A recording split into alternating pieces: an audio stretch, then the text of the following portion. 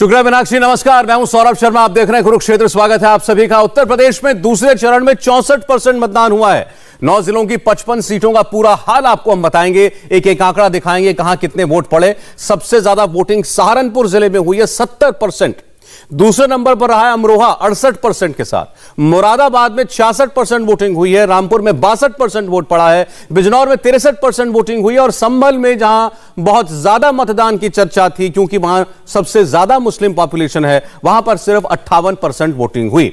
अब सीधे विधानसभा सीटों के बारे में आपको बताते हैं, जहां पर बंपर वोटिंग रिकॉर्ड की गई। सहारनपुर की बेहट और नकुड़ में 75% वोटिंग हुई है। देवबंद में 68% वोट पड़े हैं। मुरादाबाद की ठाकुर द्वारा सीट पर 75% वोटिंग हुई है, जबकि कुंदरकी में 68% वोट पड़ा है। रामपुर की सीटों का हाल देख लीजिए, जहां से आजम खान चुनाव लड़ रहे हैं, वहां 58% वोट पड़े हैं। उम्मीद थी कि यहां बहुत वोट आएगा। जबकि स्वार, जहां से उनके बेटे अब्दुल्ला आजम लड़ रहे हैं, वहां पर 66% वोटिंग रिकॉर्ड की गई है। तो ये यूपी में अलग अलग जगहों का वोटिंग पैटर्न हम आपको बता रहे थे। जब यूपी में दूसरे फेज की वोटिंग चल रही थी, तब मुसलमानों को प्रधानमंत्री आज कुछ संदेश भी दे रहे थे। उन्होंने कानपुर देहात की रैली में मुस्लिम महिलाओं के साथ मुसलमान पुरुषों का भी आज जिक्र किया। और उनकी पूरी बात आप सुनिए, आप समझेंगे कि प्रधानमंत्री ने आज साफ साफ मुसलमानों से भी वोट की मांग की है। कानपुर देहात में प्रधानमंत्री मोदी ने मुस्लिम समाज से क्या कहा है, बहुत गौर से सुनिएगा। पिछले 7 सालों में स्कूल में, कॉलेजों में मुस्लिम बेटियों की संख्या भी बढ़ रही है। मेरा निरंतर प्रयास रहा है कि कैसे अपनी मुस्लिम बहन बेटियों का जीवन मैं आसान बना सकूं। आप कल्पना कर सकते हैं, आप जरा कल्पना करिए, हर पुरुष कल्पना करे। मैं जो बात बताता हूं, मैं मुसलमान पुरुषों की भी कहता हूं, आप जरा कल्पना कीजिए, मायके से अगर औरत खाली हाथ लौटती है तो फटाक से 3 तलाक दे दिया जाए। ससुराल से पत्नी बाइक लेकर के नहीं भाई, तो 3 तलाक दे दी जाए। ससुराल से अपनी पत्नी सोने की चेन लेकर के नहीं आई, तो 3 तलाक दे दो। घड़ी मंगवाई, घड़ी नहीं आई, 3 तलाक दे दो। मोबाइल मंगवाया, मोबाइल नहीं आया, 3 तलाक दे दो। कोई भी छोटी सी बात पर तलाक तलाक तलाक कहकर मुस्लिम महिलाओं का पूरा जीवन बर्बाद हो जाता था। और सिर्फ उस मुस्लिम महिला का ही नहीं, आप उस बेटी के पिता का दर्द समझिए, उस बेटी की मां का दर्द समझिए। जब बेटी वापस चली आए तो उसके मन पर कितनी गुजरती होगी। प्रधानमंत्री की आज की बात का जो असल मायने है, उस पर हम बात करने जा रहे हैं। हमारे साथ देखें, फिलहाल जुड़ रहे हैं तस्लीम रहमानी साहब, मुस्लिम पॉलिटिकल काउंसिल ऑफ इंडिया के अध्यक्ष हैं। रहमानी साहब, आपका बहुत स्वागत है। जफर सरेशवाला जी हमारे साथ जुड़ रहे हैं, स्कॉलर भी हैं, बिजनेसमैन भी हैं और पॉलिटिकल कमेंटेटर भी हैं। मौलाना आजाद उर्दू नेशनल यूनिवर्सिटी के पूर्व चांसलर भी रहे हुए हैं। बहुत स्वागत है जफर सरेशवाला साहब आपका इंडिया टीवी पर। दानिश कुरैशी जी हमारे साथ जुड़ रहे हैं, पॉलिटिकल कमेंटेटर हैं, एनालिस्ट हैं। कुरैशी साहब, आपका भी बहुत स्वागत है। और मैं बता दूं, थोड़ी देर में जो है हमारे साथ गौरव भाटिया, भारतीय जनता पार्टी के प्रवक्ता, वो जुड़ेंगे। और एडवोकेट फराह फैज वो भी जोड़ने जा रही हैं, और वो भी अपने में एक वुमेन्स राइट एक्टिविस्ट भी हैं। मैं शुरुआत जो है जफर साहब, मैं आपसे करना चाहता हूं चर्चा की। आज देखिए, प्रधानमंत्री ने जब बात की तो उन्होंने 3 तलाक की बात की। इसमें कोई नई बात नहीं हो, 3 तलाक की बात तो अपनी चुनावी सभाओं में हमेशा कहते हैं, क्योंकि बीजेपी ये मानती है कि भले ही परोक्ष रूप से कोई बात ये कहे न कहे, लेकिन मुस्लिम महिलाएं खास तौर पर 3 तलाक पर जब कानून बना, उसके बाद से वो बीजेपी के लिए वोट करने लगी हैं, नरेंद्र मोदी के नाम पर वोट करती हैं। आज उन्होंने उनके साथ साथ ये कहा कि आज मैं मुस्लिम पुरुषों से भी कहता हूं कि 3 तलाक से आपकी बेटियों की जिंदगी हमने सुधारी है, इससे आपके परिवार की जिंदगी हमने सुधारी है। आपको लग रहा है कि भारतीय जनता पार्टी कहीं ना कहीं मुसलमानों को अप्रोच कर रही है, एक हाथ बढ़ाने की कोशिश है? नहीं, देखिए सौरव, भारतीय जनता पार्टी का ये है ही, यानी ये तो प्रधानमंत्री ने जो आज बोला, यानी ये 3 तलाक नहीं है मेरे लिए, वो एक उनका एक मुसलमानों को रीच आउट है इसके जरिए। ठीक। लेकिन आप देखिए कि भारतीय जनता पार्टी भले अपना हिंदुत्व और वो जो सारा चला रही है एक तरफ, लेकिन एक तरफ आप देखिए कि जो भारतीय जनता पार्टी का जो माइनॉरिटी फ्रंट है वो बहुत ही सक्रिय है।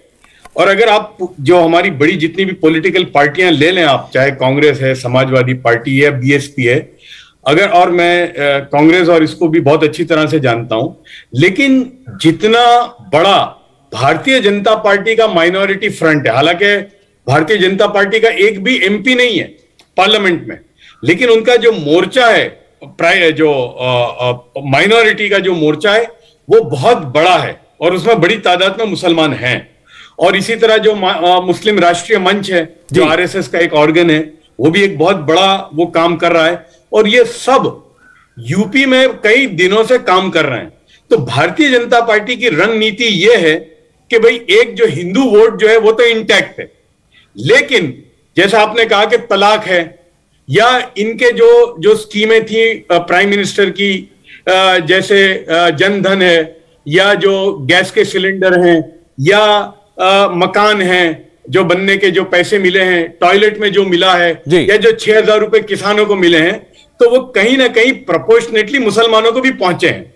तो भारतीय जनता पार्टी की रणनीति यह है कि जो भी आए मुसलमानों का वोट, यानी उनका टारगेट यह है, जो इनके लोग जो कहते हैं कि भाई कम से कम हमारा टारगेट यह है कि 10% मुस्लिम वोट जो है वो हमारे पास आए।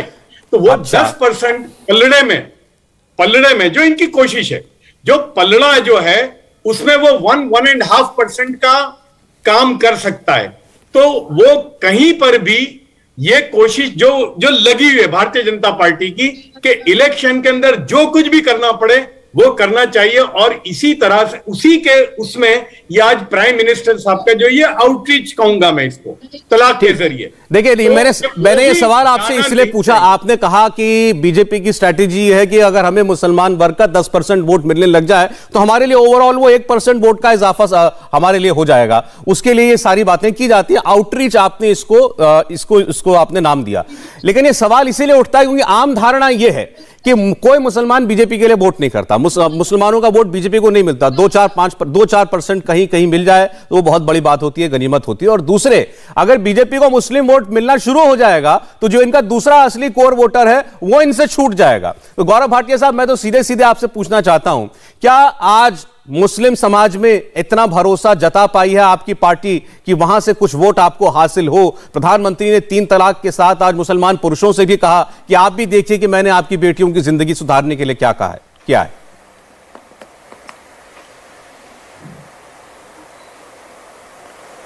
सौरभ जी, देखिए, सबसे पहले तो मैं इतना जरूर कहूंगा कि श्री नरेंद्र मोदी जी वो युग पुरुष हैं जो वोट की राजनीति नहीं करते, वो भारत को बदलना चाहते हैं। तभी हम लोग सिर्फ कहते नहीं हैं, हम लोग विश्वास रखते हैं सबका साथ, सबका विकास, सबका विश्वास, सबका प्रयास, और हर चीज को वोट से नहीं जोड़ना चाहिए। मैं आपको बताता हूं कैसे एक समय होता था, मोदी जी प्रधानमंत्री बने उससे पहले, जब हमने देखा तुष्टीकरण की राजनीति होती थी। और ये उदाहरण देता हूं और फिर बदलाव बताऊंगा। आप याद करिए, किसी में हिम्मत थी क्या कि ट्रिपल तलाक को अपराध बना दे? मुझे शाहबानो का जजमेंट याद आता है। सर्वोच्च न्यायालय ने एक मुस्लिम विधवा के लिए कहा कि इनको मानदेय मिलना चाहिए 179 रुपए 20 पैसे, और उस पे किया क्या कांग्रेस पार्टी ने? उस फैसले को पलट डाला कानून लाके। क्या ये हमारी जो मुस्लिम बहनें थी उनके हित में था? बिल्कुल नहीं था, लेकिन क्योंकि वोट बैंक की राजनीति वो कर रहे थे इसलिए ऐसा हुआ। अब बदला क्या है? बदला यह है कि जहां औसतन साल में ट्रिपल तलाक के करीब 11 से 12 हजार मामले आते थे, वो कम हो के 1000 हो गए सौरभ जी, तो ठीक है, वोट वो दें या ना दें, लेकिन समाज में बदलाव आया, हमारी जो मुस्लिम बहनें हैं उनका सशक्तिकरण हुआ और इसीलिए कमी आई है।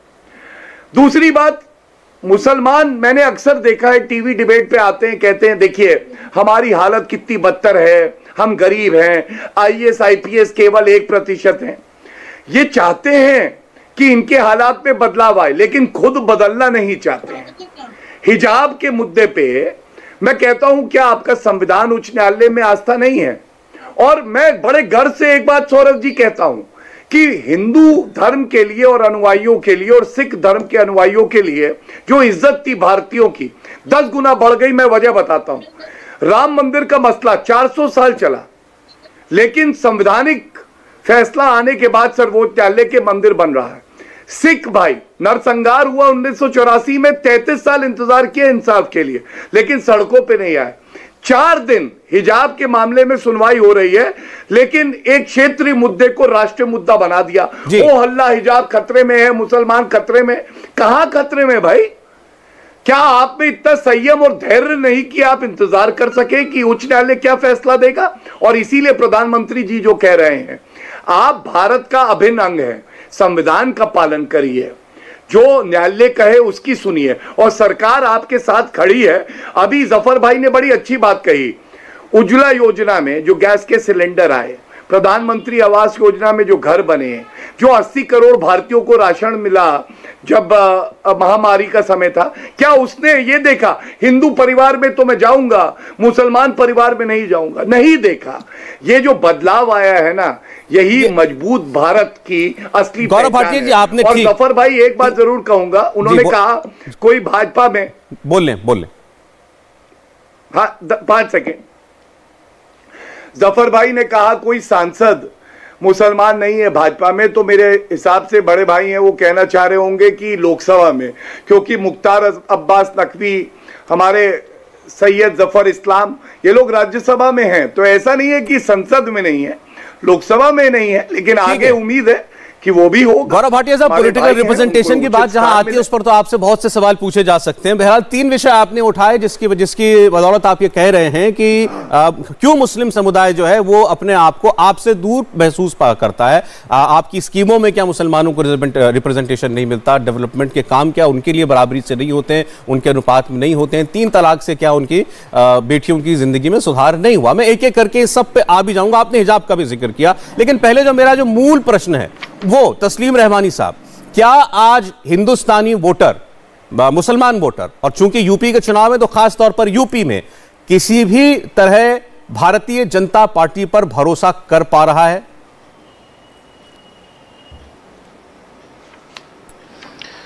देखिए गौरव, 3% वोट बीजेपी को हमेशा ही मिलता रहा है। खास तौर पर वाजपेयी जी के जमाने में तो हमको से याद है कि कैसे वोट मिला, और वो अब भी मिला है, वो पहले भी मिला है।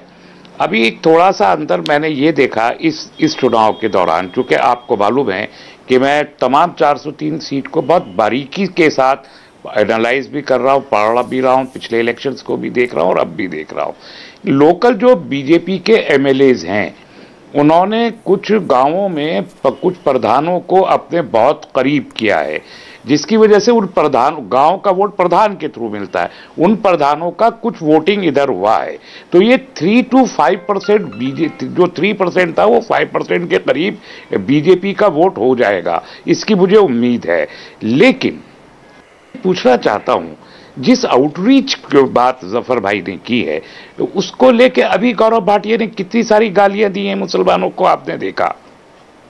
खुद प्रधानमंत्री ने जिस अंदाज की तकरीर की है, उसमें हमको एक जिल्लत का एहसास बीजेपी के जो उन्होंने हमारे वजीर आजम ने दिलाने की कोशिश की है।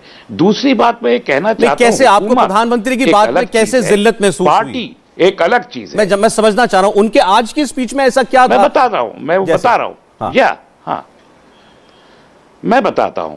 एक बात तो ये कि उन्होंने टीएमसी के एक लीडर का हवाला देके, आप कोट करेंगे शायद बाद में, कि टीएमसी के लीडर का हवाला देके कहा कि हिंदू वोट को वो डिवाइड करना चाहती हैं गोवा में, तो बताइए किसके वोट को पोलराइज करना चाहती हैं?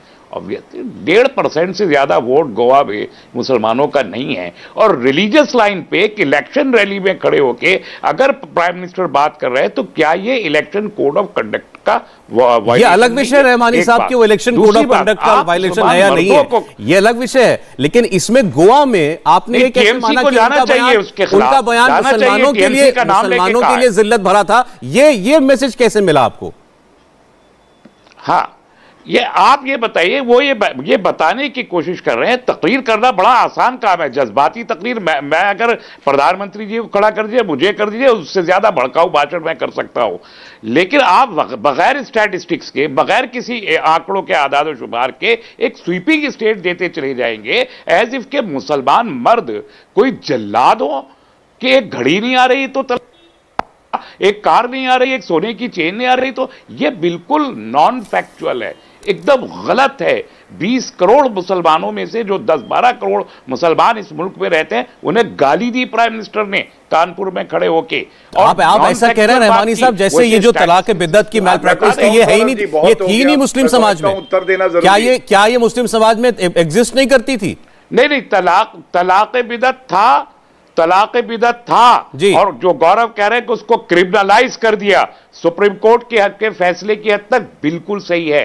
100 नहीं 110% हम सुप्रीम कोर्ट के उस फैसले की हिमायत करते हैं, क्योंकि हम पहले से वो डिमांड कर रहे थे कि इसको कुरानिक तलाक बनाया जाए। कुरान में इंस्टेंट ट्रिपल तलाक नहीं है, लेकिन कुरान में तलाक को क्रिमिनलाइज भी नहीं किया गया। आपने कुरान, मैं आपसे तलाक पर अलग डिबेट कर सकता हूं और उसके ऊपर कानून बनाकर उसको क्रिमिनलाइज किया गया, लेकिन सर आपने ये नहीं कहा ना रहमानी साहब, आपने ये नहीं कहा। आपने कहा कि उन्होंने 20 करोड़ मुसलमानों को गाली दी है। मैं ये मतलब समझना चाह रहा हूं, सुविधाओं की बात है, उसमें कहां से गाली है? उसमें गाली कहां से? इसके कितने उदाहरण आपने खुद नहीं देखे कि कितनी छोटी छोटी बातों पर तलाक तलाक तलाक कह दिया जाता था? ये किस बात का एहसास? आपने क्या ऐसे उदाहरण नहीं देखे खुद? यहाँ एडवोकेट फराज जी बैठी हैं, जो आप बार बार कहते हैं। एक सेकंड सर, एक सेकंड, इसको क्लियर करना जरूरी है। आपने कहा आज अगर प्रधानमंत्री ने ये कह दिया घड़ी नहीं लेकर के आई मायके से तो 3 तलाक, कार लेकर नहीं आई, बाइक लेकर के नहीं आई तो 3 तलाक, क्या ये होता नहीं था एडवोकेट साहिबा?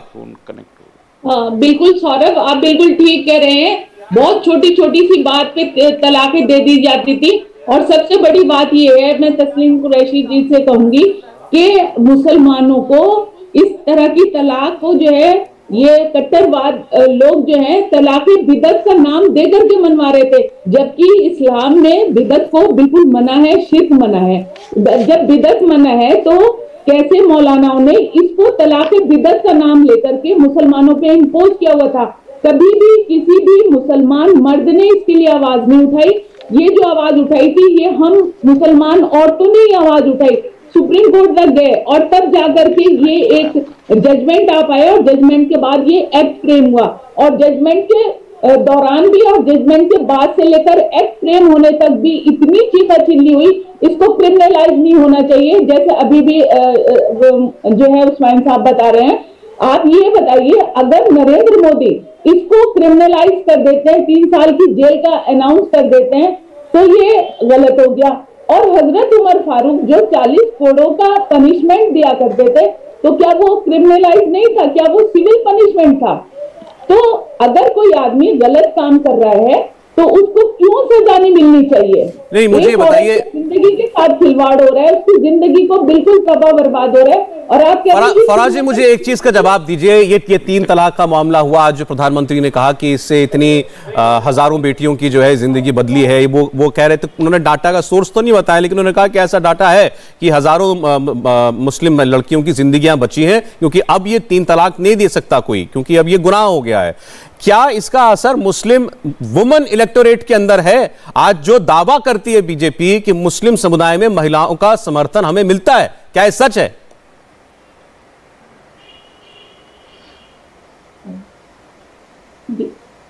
हेलो जी जी जी जी, बिल्कुल सही है। जो मुसलमान औरतें जिनके साथ में ज्यादती हो रही थी, ये 3% से 5% कहते हैं, मैं कहती हूँ इससे कहीं ज्यादा रेशो है। आज वो सारी औरतें साइलेंट वोटर्स हैं बीजेपी की, जिनको इस परेशानी से जो है वो निजात मिली है, जो सड़कों पर आकर के 2 मिनट में निकाल दी जाती थी और बेघर हो जाती थी, तो आज वो किसको सपोर्ट करेंगे? जाहिर बात है बीजेपी को सपोर्ट करेंगे और कर रही है। और तमाम यहाँ पर तो रैलीज हुई है, इस तरह की जो है वो कैंपेनिंग हुई है और सब लोगों ने यही तय किया था कि हम बीजेपी को वोट करेंगे क्योंकि बहुत सारे रिलीफ उनको मिले।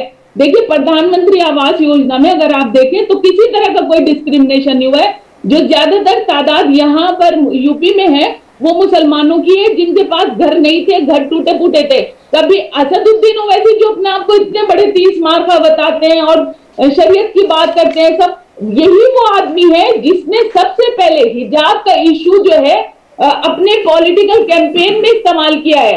इसके पास में कहीं पर भी कोई इस तरह का मुसलमानों की डेवलपमेंट का, मुसलमानों की एजुकेशन का, उनके एम्प्लॉयमेंट का इस तरह का कोई इशू है नहीं। पूरी तकरीर सुन लीजिए, उनकी जितनी भी स्पीचेज हैं वो हेट स्पीचेज हैं, सिर्फ कम्युनल स्पीचेज हैं और हमेशा जो है एक मजाक का मुजाहिरा करते हैं, मेरे खिलाफ ये हो जाएगा, मैं मर जाऊंगा, हिजाबी महिला आ जाएगी, वो प्रधानमंत्री बनेगी। नहीं, मैंने तो वो तो एक बार मुझसे ये भी कह रहे थे। मैं अब दानिश साहब के पास जाना चाहता हूं। अभी आज जब बात 3 तलाक की उठ रही है कि और फराह फैज जी खुद कह रही हैं कि एक साइलेंट वोटर है मुस्लिम महिला वर्ग के अंदर जो वोट करता है खुल करके भारतीय जनता पार्टी के लिए, लेकिन जाहिर है वो शायद बहुत जाहिर होकर के बात सामने नहीं आती है। दानिश साहब, ओवैसी जी ने तो ये भी कहा था मुझसे, मैं कह रहा था कि ये जो 3 तलाक का कानून बनाया इससे मुस्लिम औरतें, मुस्लिम लड़कियां जो शादी हो गई जिनकी और उसके बाद तलाक की नौबत आई वो बेसहारा हो गई, वो बेघर हो गई, क्योंकि अब इस कानून की वजह से या तो आप उनके पति को जेल में डाल दोगे, अगर वो कानून जाएगी तब भी घर टूटता है, नहीं तो जो है पति उनको छोड़ देता है। दानिश जी देखिए, मुझे तो लगता है कि सबसे पहले ये आज के दौर में अगर उत्तर प्रदेश के कंसर्न में हम बात कर रहे हैं तो इस बात का कोई रिलेवेंट नहीं है। एक साथ 3 तलाक थी, इंस्टेंट तलाक थी, वो तलाक के बिद्दत कंसिडर करो या 3 महीने में डिस्टेंस तलाक दो। तलाक का मामला ये है कि एक सर्कमस्टेंसेस बन गया है जहां एक कपल साथ में नहीं रह सकता, वो 3 महीने में अलग अलग वक्त में तलाक दे या 3 मिनट में दे। इससे मुझे नहीं लगता कि कोई चीजें मतलब बदलने वाली है। दूसरे नंबर की बात मैं आपको बताऊं कि तलाक का जो पूरा मामला है it's a religious matter of the Muslim family. Muslim समाज की एक रिलीजियस मैटर है और मुसलमान कभी भी रिलीजियस मैटर पे किसी पार्टी को वोट देगा, अगर ऐसे कोई लोग सोचते हैं तो ये बेवकूफी की अलामत है, ऐसा हो नहीं सकता। दूसरे नंबर पर मैं भाटिया साहब को जवाब देना चाहूंगा। वो भी कह रहे थे कि आईएएस और आईपीएस, तो मुझे लगता है कि भारतीय जनता पार्टी जो है ना बिना रिसर्च किए लॉ इनेक्ट कर देती है, इसलिए उन्होंने 3 तलाक बना दिया। अगर किसी अकलमंद से, जफर भाई जैसे अकलमंदों से पूछा होता तो वो बताते कि 341 में से आप नोटिफिकेशन हटा दीजिए जो 1950 में सरकार ने लगाया था। बच्चे अपने आप रिजर्वेशन का बेनिफिट लेते, जो पसमानदा थे कौम के मुसलमानों के, वो अपने आप आईएएस बनते, आईपीएस बनते, एजुकेशन आता तो ना ये 3 तलाक की जरूरत पड़ती, ना हिजाब के मसले खड़े होते। लेकिन मसला ये है कि भारतीय जनता पार्टी और कांग्रेस जो है वो एक सिक्के के 2 पहलू हैं। वो चाहते ही नहीं है कि इस देश के अंदर में मुसलमान अच्छा एजुकेशन पाए और वो पनपे, पॉलिटिकली हो या सोशली हो, एजुकेशनली हो या फाइनेंशियली हो। 1943 से लेके आज तक पूरा फोकस जो है कैसे मुसलमानों को पॉलिटिकली घिरा जाए। देखिए आप दिखा रहे हैं मुसलमान खतरा है। आज अभी बाबा बात कर रहे थे गजवा हिंद की, कहां तो आप बात कर रहे थे यूपी में रामराज की, अब रामराज स्थापित नहीं कर पाए तो आप गजवा हिंद की बात कर रहे हैं। तो ये पोलराइजेशन का और डिवीजन का पॉलिटिक्स तो हमेशा से भारतीय जनता पार्टी करती आई है। फिर बात ये कहते हैं कि सबका साथ, सबका विकास, सबका विश्वास। बताइए इस देश में विभाजन की राजनीति क्या देश को यूनाइट करने के लिए राम मंदिर का मुद्दा चला था? क्या उससे देश यूनाइट होने वाला था? देश का सिरे से 2 भाग जो करे भारतीय जनता पार्टी। मैं आपकी बात का जवाब गौरव भाटिया से लूंगा, लेकिन आप 3 तलाक के बारे में कह रहे थे। अभी एडवोकेट फराह जी ने कहा कि यह बात सच है कि मुस्लिम महिलाएं इस मुद्दे से इत्तेफाक रखती हैं, उनकी जिंदगी में एक बड़ी चीज में बदलाव हुआ है और वो वोट करती हैं बीजेपी के लिए। आपने कहा ऐसा नहीं हो सकता। मुझे बताइए 3 तलाक का मुद्दा लेकर के कौन गया था सुप्रीम कोर्ट में? बीजेपी लेके गई थी, सरकार लेके गई थी या मुस्लिम महिला लेके गई थी? ओके, मुस्लिम महिला लेके गई थी, उन्होंने जो इंसाफ पाना था उन्होंने पा लिया। मैं आपको बताऊं 2000 तो जब आप इंसाफ शब्द इस्तेमाल करते हैं दानिश साहब, तो ये मानिए कि कहीं नाइंसाफी भी हो रही थी। बीजेपी की मुस्लिम महिला तो मेरी बात, नाइंसाफी के लिए हमारे यहाँ लॉज है ना। मैं ये कह रहा हूँ आईपीसी सीआरपीसी है और क्या हम उसका इस्तेमाल नहीं कर सकते थे? आप मुझे बताइए कि ये जो मैरिज है ये सिविल मैटर है, इसमें क्रिमिनलाइज कैसे? अरे भाई आपको इसके लिए केवल एक मुस्लिम महिला को कन्विंस करना था जिनका नाम है सायरा बानो, जो सुप्रीम कोर्ट गई। आप अगर एक महिला को कन्विंस कर लेते, ये मामला सुप्रीम कोर्ट की ज्यूरिसडिक्शन में आता ही नहीं। आपको कर लेना चाहिए था। सॉरी मैं कह रहा हूं जो महिला गई थी सुप्रीम कोर्ट में, अगर आप उन्हीं को समझा लेते कि बहन हमारे यहां ऑलरेडी प्रोविजंस हैं, हम इसको निपटा लेंगे, आपके साथ नाइंसाफी नहीं होगी। आप ये भरोसा एक मुस्लिम महिला को नहीं दे पाए कि किसी अच्छे स्कॉलर्स के पास उन्होंने कुरान का ट्रांसलेशन समझ लिया होता तो उनको जानने की जरूरत ही नहीं। चलिए ठीक है, कुरुक्षेत्र में आज हम बात कर रहे हैं क्या प्रधानमंत्री ने आज अपने भाषण में देश के मुसलमानों की तरफ एक बार फिर एक हाथ बढ़ाया है। इसे जफर सरेशवाला जी ने आउटरीच का नाम दिया। गौरव भाटिया जी, लेकिन दानिश जी ने जो बात की उसका जवाब आपको देना चाहिए। प्रधानमंत्री की बात का तो हम हवाला कर रहे हैं जिसमें वो मुसलमान बेटियों और मुसलमान भाइयों दोनों की ओर जो है हाथ बढ़ाते हैं, और योगी जी आज ही के दिन इंटरव्यू में कहते हैं देश में गजवाए हिंद का सपना कयामत तक पूरा नहीं होगा, देश जो है वो शरिया से नहीं चलेगा, सेक्युलरिज्म से चलेगा, संविधान से चलेगा, माफ कीजिएगा। सौरभ जी, बिल्कुल कोई विरोधाभास नहीं है दोनों वक्तव्यों में। मैं सरलता से समझाने का प्रयास करता हूं। सबसे पहले विकास की बात होगी, समानता की बात होगी, चाहे मुस्लिम भाई बहन हो, चाहे किसी और धर्म के हो, सबको आगे बढ़ना है, ये मोदी जी का सपना है।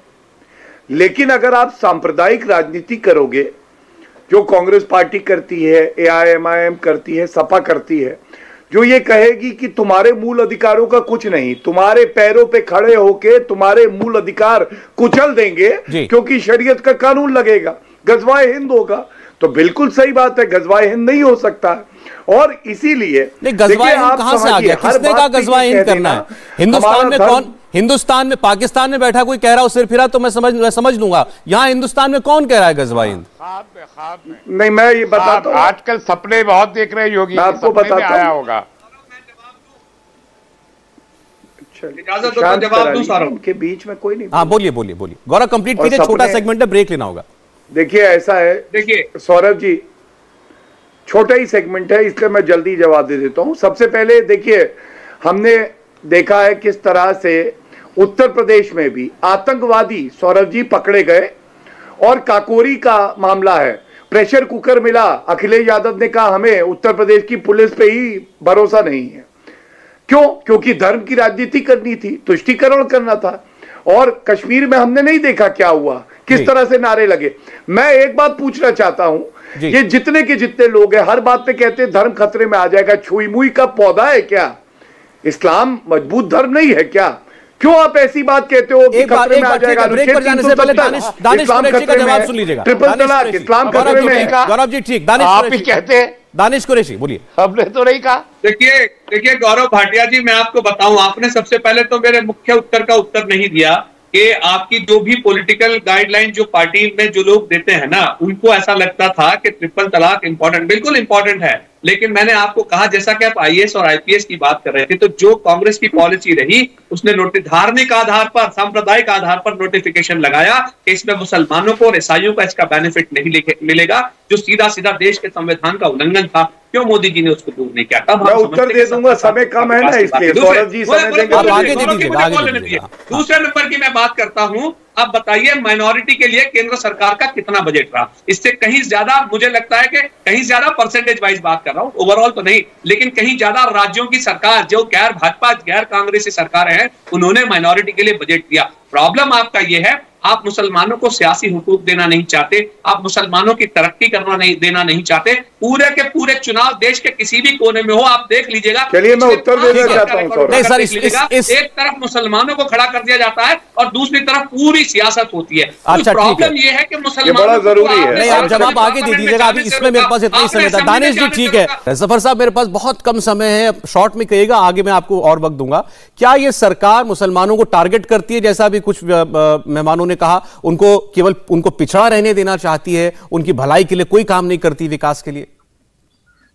देखिए ऐसा नहीं है। देखिए मैंने बहुत करीब से देखा है बीजेपी को, गुजरात में 11 साल और यहां भी। देखिए एक है पार्टी और एक है गवर्नमेंट। ये गवर्नमेंट है तो मैं उनकी कई चीजें आपको बता सकता हूं अभी, कि उन्होंने कोई मुसलमानों के लिए बहुत सारे काम किया। फॉर एग्जाम्पल अभी किसी ने माइनॉरिटी अफेयर्स मिनिस्ट्री के बजट की बात की। जब मनमोहन सिंह साहब थे 2014 में, जब वो गए तो वो बजट था 3100 करोड़, अभी वो बजट हो गया 5700 करोड़। हालांकि बहुत बड़ी बात नहीं है, वो बढ़ा है ऑलमोस्ट 50%।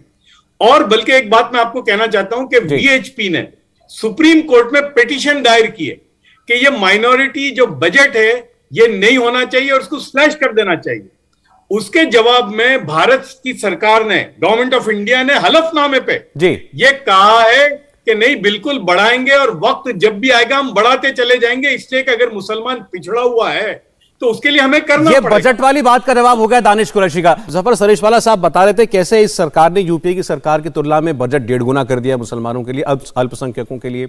उससे पहले वो कह रहे थे कि सरकार की जितनी स्कीमें हैं उनमें अनुपात के हिसाब से मुसलमानों को बराबर का हिस्सा भी मिला है। फिर क्या वजह है जफर साहब कि मुस्लिम मतदाता जब इलेक्शन आता है तो भरोसा नहीं करता बीजेपी पर? देखिए, वही क्या होता है कि बीजेपी की गवर्नमेंट में, एक और मिसाल देता हूं। देखिए, मैं मौलाना आजाद नेशनल उर्दू यूनिवर्सिटी का चांसलर बना था। वहां पर पहले ही साल 2015 में यह सरकार ने 245 करोड़ रुपए दिए यूनिवर्सिटी को। जब पैसे आए तो पता चला कि उसमें 120 करोड़ वो थे जो ड्यू थे 2012 से। 2012 में नहीं मिले, 13 में नहीं मिले, 14 में उनकी सरकार चली गई, ये सरकार ने दिए। एक और मिसाल, यूपीएससी के अंदर अगर आप देखें, आजादी से लेकर 2014 तक हर साल 29 से 30 बच्चे सिलेक्ट होते थे। पिछली सरकार ने भी किए हैं, जैसे अलीगढ़ मुस्लिम यूनिवर्सिटी में, जामिया मिलिया में, जामिया हमदर्द में यूपीएससी की ट्रेनिंग एकेडमी कायम की। मौलाना आजाद नेशनल उर्दू यूनिवर्सिटी को 2012 के बजट में यूपीएससी की ट्रेनिंग एकेडमी डिक्लेयर हुई थी, उसको नहीं मिली। 13 में नहीं मिली, 14 में नहीं मिली, 15 में जब मैं आया तो मैंने सरकार के सामने दरखास्त रखी कि ये आपकी है। उसी साल सरकार ने उसके लिए एक बजट एलोकेट किया और वो शुरू हुआ। 2017 में बच्चे सिलेक्ट हुए और उस इंस्टीट्यूट से पहले ही साल 3 बच्चे आए। अब आप देखिए कि कोशिश जब हुई तो 2017 में पहली मर्तबा जो 29 से 30 बच्चे सिलेक्ट होते थे 70 साल से, वो 51 हुए सिलेक्ट यूपीएससी में। ठीक है, नहीं जफर साहब, सवाल ये है कि फिर ये दूरी क्यों है? अब दूरी जो है, बीजेपी के जो सेकंड और थर्ड लेवल के जो लोग आते हैं टीवी पर और जो अपनी तकरीरों के अंदर यानी जो करते हैं उसका जिक्र तो नहीं करते बल्कि उसको निगेट कर देते हैं। तो मैंने देखा है कि यह सरकार जो सरकार पे है, अब मैंने देखा माइनॉरिटी अफेयर्स जो मिनिस्ट्री है वो स्कॉलरशिप बांटती है और कुछ उसमें डिले होता है, कुछ नहीं मिलती, तो लोग मेरे पास आते हैं। मैं नकवी साहब को या सरकार में जब भी फोन करता हूं या उनसे जाकर मिलता हूं तो मसला हल हो जाता है। तो ऐसा बिल्कुल नहीं है कि सरकार जो है ऊपर जो बैठी है वो कोई मुसलमानों को टारगेट कर रही हो या मुसलमानों के खिलाफ कोई अमल ऐसा कर रही हो। एज अ गवर्नमेंट तो बराबर प्रोपोर्शनेटली मिल रहा है। सरकार कोई भेदभाव नहीं कर रही, जैसा सबके लिए काम कर रही है वैसा मुसलमानों के लिए काम कर रही है। नेताओं के बयान शायद बात बिगाड़ देते हैं। रहमानी साहब क्या कहेंगे?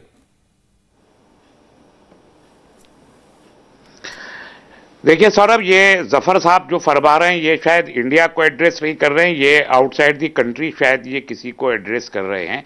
मैं कहना ये चाहता हूं, आपका चैनल बहुत इंपॉर्टेंट है और ये हम लोग प्रधानमंत्री से तो हम मिल नहीं सकते ना, वो हमसे मिलना चाहेंगे, हम जैसे लोगों से। लेकिन आपके चैनल को वो देखते हैं, मैं इसके माध्यम से उनसे 3 बातें हैं कहने की, लेकिन मैं सिर्फ 2 कहूंगा, तीसरी नहीं कहूंगा।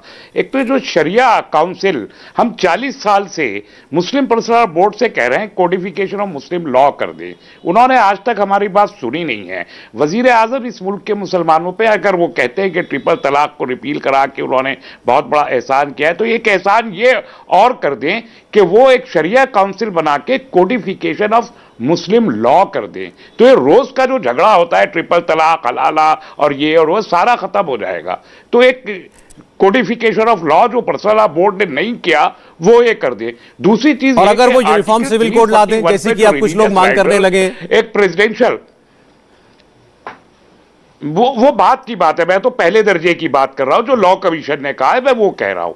और दूसरी बात यह है कि 341 में जो रिलीजियस राइटर प्रेसिडेंशियल ऑर्डर के तहत 1950 में लगा था, उसको चैलेंज किया गया था सुप्रीम कोर्ट में। सुप्रीम कोर्ट ने क्वेश्चन रेफर कर दिया था 2005 में गवर्नमेंट ऑफ इंडिया को। गवर्नमेंट ऑफ इंडिया ने क्वेश्चन को रेफर किया रंगानाथ मिश्र कमीशन को। रंगानाथ मिश्र कमीशन ने जवाब दे दिया 2007 में। कांग्रेस की सरकार 2007 से 14 तक रही। जवाब यह था कि ये अनलॉफुल है, अनकॉन्स्टिट्यूशनल है। ये जवाब है, रंगारात मिशन कमीशन की रिपोर्ट में मौजूद है। ये जवाब आज तक सुप्रीम कोर्ट को दिया नहीं गया। बराह करम ये जवाब जो है प्राइम मिनिस्टर ऑफ इंडिया हमारे नरेंद्र मोदी जी सुप्रीम कोर्ट को देके और ये राइडर हटवा दे।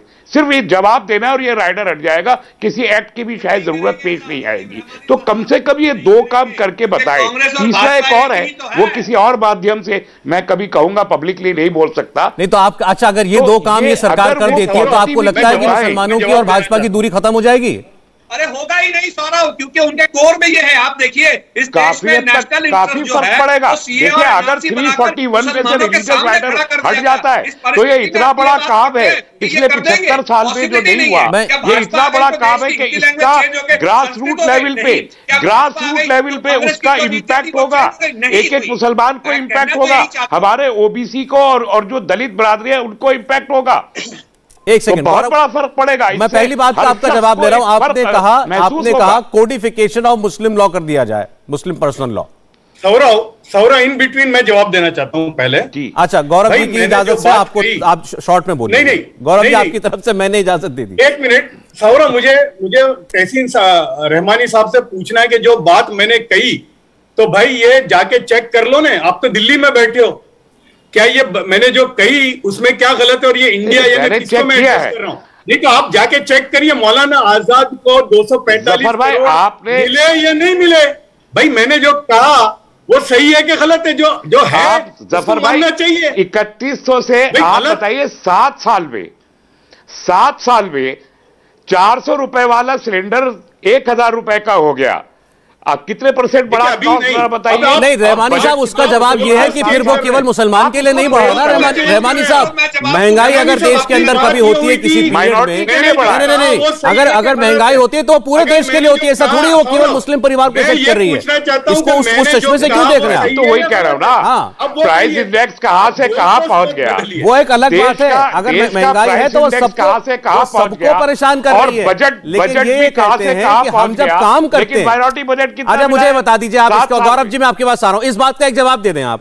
क्या आप प्रूफ के साथ ये बात कह सकते हैं कि ये जितनी सरकारी योजनाएं चलाते हैं सिलेंडर की, अब महंगा सस्ता छोड़िए, सिलेंडर बांटे इन्होंने, ये फैक्ट है, चूल्हा दिया ये फैक्ट है, टॉयलेट बना ये फैक्ट है, घर बनाए ये फैक्ट है, नल से पानी दे रहे हैं ये भी फैक्ट है ये। और ये मैं ये नहीं कह रहा कि ये नहीं की सरकार करी, पहले की सरकारें भी स्कीम चलाती होंगी, लेकिन क्योंकि आरोप आप इन पे आपका रहता है, क्या ये भेदभाव कर रहे हैं उसमें मुसलमानों के साथ? देखिए मैंने पहले ही कही ये बात, हुकूमत अलग चीज है और पार्टी अलग चीज है।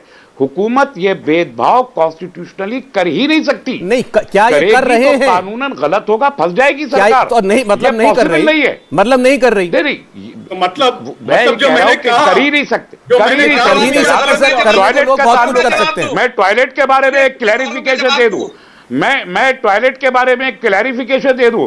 90% मुसलमानों के घरों में टॉयलेट बहुत शुरू से लेके मौजूद है। मुसलमानों का कल्चरली ये बड़ी अच्छी बात है सर, बड़ी अच्छी बात टॉयलेट ना हो, बड़ी अच्छी बात है, लेकिन मैं तो केवल टॉयलेट दे दिया आप बढ़िया, ये तो बहुत अच्छी बात है, लेकिन चूंकि हम आप ही लोगों से ही सुनते रहते हैं कि देश में मुसलमान की हालत जो है वो दलितों से भी बदतर है, आदिवासी, कई लोग तो कहते हैं आदिवासियों से भी बदतर है। हाँ ठीक है। अरे गौरव भाटिया जरा आपकी बात का जवाब देते हैं, आपने 2-3 मांगे उठाई थी कि सरकार कर दे तो ये दूरी पड़ जाएगी। गौरव भाटिया, अच्छा दानिश साहब इस समय मैं आ जाऊंगा और मैडम के पास भी आऊंगा। गौरव भाटिया जी की आवाज है। कितना काम किया, कितना डोनेट किया, क्या इंफ्रास्ट्रक्चर बना, उस पर तो कोई बात नहीं कर रहा, उस पर तो गौरव भाटिया जी जवाब नहीं दे रहे। अरे भाई बात बोलने देंगे तब तो जवाब देंगे ना। एक मिनट दानिश जी, 1 मिनट गौरव भाटिया जी की बात है। प्रधानमंत्री जब बोलिए गौरव, तो वो ये कहते हैं कि मैं पुरुषों से कहना चाहता हूँ, बोलिए। पुरुषों से भी कहना, सुनिए तो वो पहले ही पुरुषों से मुसलमान। सौरभ जी देखिए यहाँ मसला क्या है मैं आपको बताऊं। एक तरफ सांप्रदायिक और तुष्टीकरण की राजनीति करने वाले हैं और दूसरी तरफ सबको समानता के भाव से देखने वाले और उनको मुख्यधारा से जोड़ने वाले नरेंद्र मोदी जी। यहाँ पे इन्होंने कहा, मेरे साथी हैं तस्लीम जी ने, एक एहसान कर दो कि आप कोडिफाई कर दो। बिल्कुल एहसान होगा और ये यकीन है भारतीयों को कि यहाँ पे यूनिफॉर्म सिविल कोड भी लागू होगा जो हमारे देश का संविधान कहता है, तो आपका कानून भी कोडिफाई हो जाएगा, उसकी चिंता आप ज्यादा ना करिए। दूसरी बात, जफर जी ने जो बात कही बिल्कुल सही बात उन्होंने कही। एक आंकड़ा मैं भी दे दूं, आज तक कोई बोला नहीं। 2006-07 में एहसार हो जाएगा केंद्र में कांग्रेस की, शांत प्लीज शांत करा दीजिए, ऐसे अच्छा नहीं लगता, इनके बीच में कोई नहीं बोलता है लेकिन इनको आदत है। हाँ, 2006-07 में माइनॉरिटी मिनिस्ट्री का बजट कितना था? 142 करोड़। अब 4700 करोड़ से ज्यादा जो खर्च हुआ है, मतलब 33 गुना ज्यादा। और लाभ के लिए ये जो योजनाएं आई हैं, सीखो और कमाओ, नई मंजिल, उस्ताद, शादी शगुन, ये हमारी बच्चियों के लिए भी है, मजदूरों के लिए भी है जो मुस्लिम समाज से आते हैं। ये सब इनको दिखाई नहीं देगी क्योंकि ये नफरत का चश्मा पहने हैं सौरभ जी। और मैं एक बात कहूंगा, जिल्लत की जिंदगी इन्होंने कहा, जिल्लत, इनको जिल्लत तब नहीं होती है जब शाहबानों का एक आदेश सर्वोच्च न्यायालय का पलट दिया जाता है और एक विधवा को उसका हक से महरूम कर दिया जाता है। इनको जिल्लत तब नहीं होती है जब हलाला की बात होती है, बहू विवाह की बात होती है। जो आप समेत कोई भी अगर प्रोटेक्टेड पर्सनल लॉ पर अटैक करेगा, चर्चा ही नहीं करना जलील क्यों होंगे? अच्छा एक सेकंड सर, एक सेकंड। अब आप रहमानी साहब ये कह के आप ये कह रहे हैं कि सुप्रीम कोर्ट ने अटैक किया था, अटैक भी नहीं कर रहा। आप ये आरोप सुप्रीम कोर्ट पे लगा रहे हैं, फिर वो फैसला सुप्रीम कोर्ट का तो जो पलटा गया था पार्लियामेंट से, बिल्कुल लगा रहा हूं। तो आप कह रहे हैं सुप्रीम कोर्ट ने हमला बोल दिया था आपके अधिकारों के ऊपर। एक सेकंड, अच्छा समय कम है सर, की बात पूरी हो गई, जरा गलत हो जाएगा, गौरव भाटिया की बात कंप्लीट हो जाए। रेवानी साहब प्लीज, किसी धर्म की सेक्सुअलिटी को चैलेंज करना सुप्रीम कोर्ट, वो आज भी हो रहा है, वो आज भी कोर्ट में मसला है। तो आप अब कोर्ट कह देगा कि हिजाब नहीं है एसेंशियल पार्ट ऑफ रिलीजन, तो आप कह देंगे हाई कोर्ट ने हमला कर दिया है। ये क्या बात होती है? कोर्ट जो तय करेगा वो करेगा। समय नष्ट होता है, ये तरीका गलत है। गलत है, सही, ठीक है। एक टाइम देखते हैं, सारे मेहमान शांति से गौरव भाटिया की बात कंप्लीट होने में समय भी जा रहा है, बोलिए कंप्लीट कीजिए। पहले तो उन्होंने ये कहा कि 1949 में देखिए, अब दानिश जी ने एक बात उठाई, इन्होंने कहा मेरे सवाल का उत्तर नहीं दिया। इन्होंने कहा अनुच्छेद 341 में बदलाव आ जाए। ये भूल गए एक अनुच्छेद 15 भी है जो कहता है कि लिंग के आधार पे, जात, धर्म और जन्मस्थान के आधार पे कोई भेदभाव नहीं हो सकता, जो मूल अधिकार है। 341 मूल अधिकार नहीं है, इसलिए आरक्षण भी जो है वो धर्म के आधार पे नहीं दिया जा सकता। लेकिन इतनी समझ होती तो फिर क्या बात होती? आर्टिकल 15 के आधार पे ठीक। गौरव बिना समय जा रहा है, आपकी बात पूरी हो गई, चलिए कोई चलें, ठीक। फराज, एक बात बस और कह दूं, अगर आप इजाजत बोलिए, शॉर्ट में बोलिए।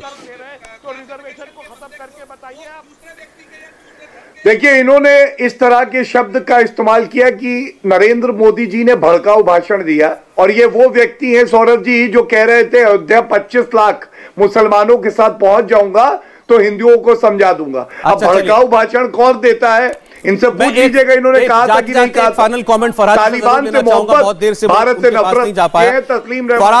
फराजी, क्या देश के मुसलमान को इस सरकार पर भरोसा करना चाहिए, मानना चाहिए कि ये सरकार उनके लिए भी भले का काम करती है?